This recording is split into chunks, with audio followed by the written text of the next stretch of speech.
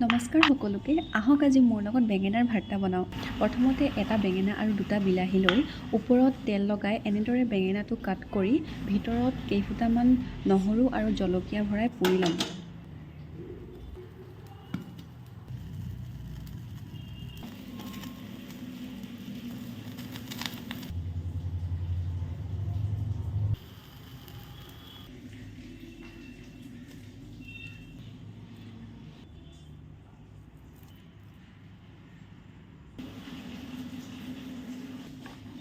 এনেদৰে গুচাই লোৱাৰ পাছত বেঙেনা, বিলাহী, নহৰু, জলকীয়া কেইটাক মেছ কৰি লৈছোঁ।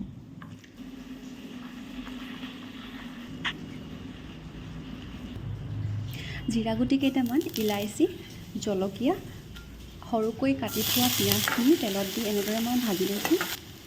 তাৰপিছত হালধি, নিমখ, ৰেড চিলি, জিৰা পাউডাৰ, ধনিয়া পাউডাৰ দি আকৌ লৰাই লৈছোঁ।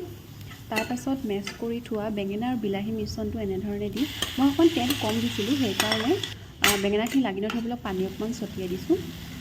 তাৰপাছত ধনিয়াখিনি এনেধৰণে দি আজি আমাৰ বেঙেন ভৰ্তা খাবলৈ ৰেডি।